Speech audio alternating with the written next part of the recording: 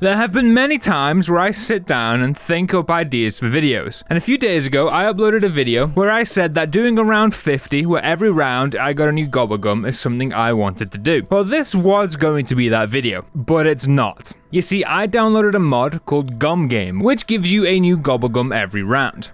And I thought, great, I can do this challenge. But when I sat down to record said video, it was kind of boring, I'm not gonna lie.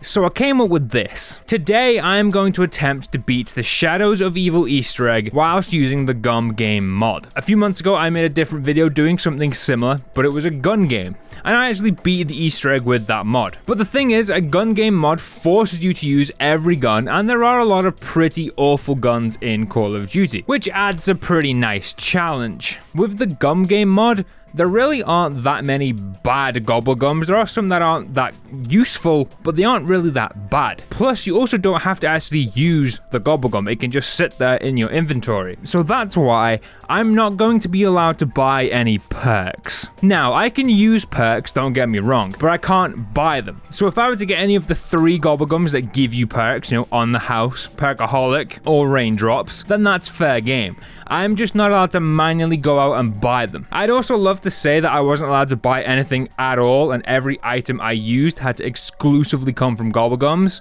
But just none of the gobblegums give you guns. I mean, Disorderly Combat kinda does, but none of them just straight up give you free guns. There are plenty of gobblegums that affect your guns, bullet boost, crate, and wall power, but none that just strictly give guns. So now that the rule, I guess, is out of the way, let's get to it. I was graced with the luck of all luck for our very first gobblegum.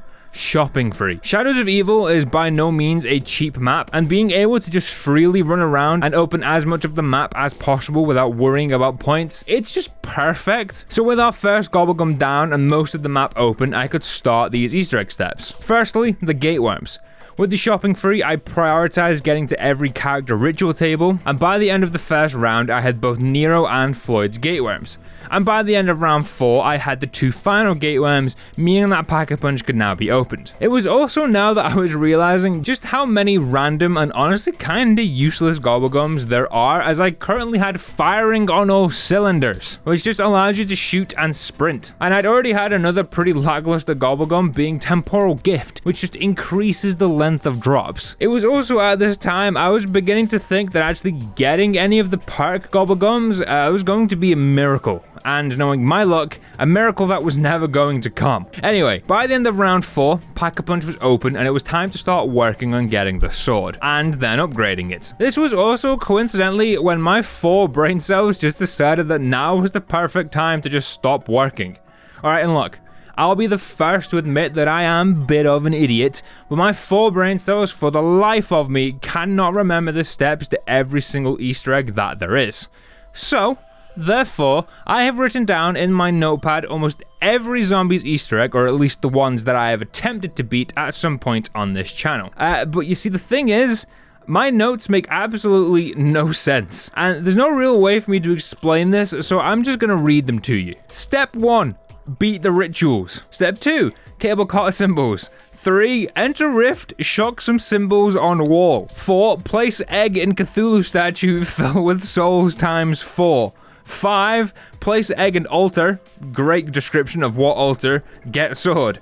6. Start a main ritual for Pack-a-Punch. I'm fairly certain that should be tied in with part 1. 7. Grab egg from character table. 8. Place egg in ritual circle. Kill Margor, which should also be times 4 because you've got to do that a shitload of times. 9. Return egg to ritual table. Once again, great description of what table to take that to. 10. Book in Nero's room. Underground flag. Like, what does that even mean? If you showed this to any person trying to do this for the first time ever, they'd look at you and probably just slap you. Now I'm reading this. 11. Place flags on electric purple things times 4. 12.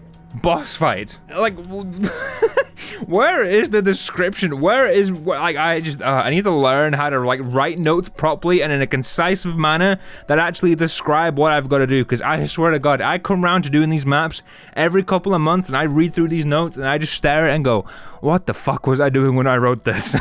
So how in the hell that I, let alone anyone else, is supposed to make any sense of that, I'll never know.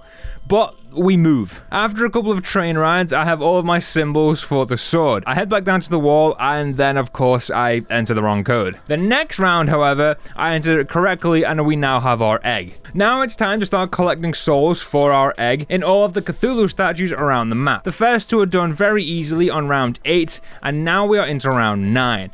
This is where things go terribly wrong. I'm sat in this room just patiently waiting for some zombies to spawn, only to be bombarded by meatballs and a magua, which kills me.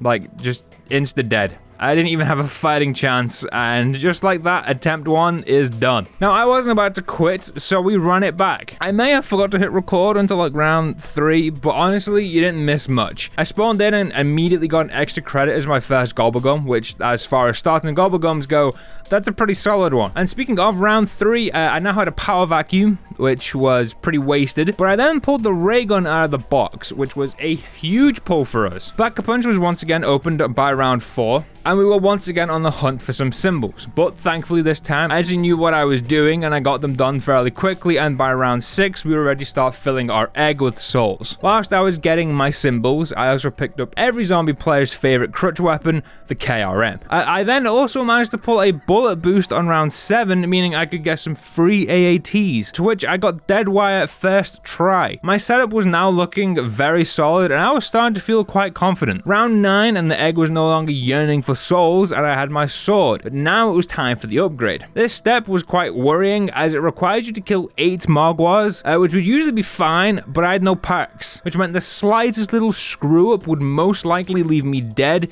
and needing to restart. The first 2 sets of Margwas are dealt with pretty easily, but then around 12, I for some reason went sightseeing and got myself trapped in Nero's room. No worries though, I have a ray gun, which fails to kill a zombie point blank, which then windmills me, forcing me back into the room as I was terrified of killing myself with splash damage, where guess what? Another Margwa then spawned, but I wasn't letting no normie zombie be the death of me, so I clenched my butt cheeks together and I did what any true hero does. I ran away and somehow survived. I'm not gonna lie, having only 1 life and being in a situation like that really does get you sweating bricks. With our near-death experience now behind us, I moved forward to round 13 where I finally got my upgraded sword. Now it was time for what is probably one of the hardest Easter egg steps to beat solo, the flag step. I still have no idea what the actual name for this step is, to be honest. This Easter egg is honestly very, very simple. It's actually one of the easier maps to beat in a group, and to be honest, up to this point solo. The flag step solo with an optimal loadout is difficult, and this time I didn't have any perks. So yeah, I started the step on round 14. Honestly, a very good round to start this on, as the higher you are, well, just good luck. We place it down and I get to work on Nero's path. During the first lockdown, I get the final piece of the Apothecant Servant, which is massive for us, and after what was probably the most concentration I've ever had in my life, the first part of this step was done. 3 more to go. Round 15 and I begin Floyd's path, this time with the ray gun and the Apothecant Servant, and I thought things would be way easier, which they were, but I won't lie, this first section did get quite nervy. A lot more concentration, and a few close calls later, however, the second was done. 2 to go.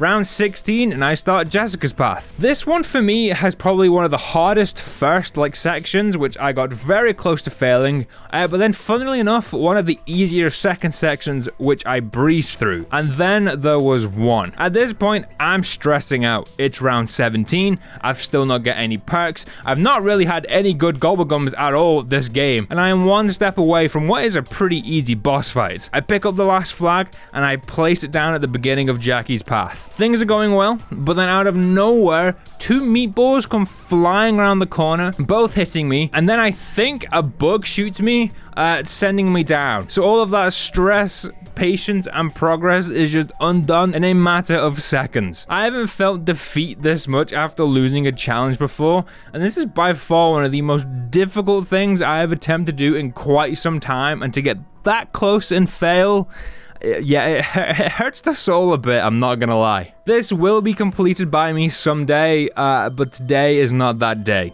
If you have enjoyed this video, please do drop a like, as it really does help me out with the YouTube algorithm. Sub if you haven't already, and as always, I'll see you guys in the next one.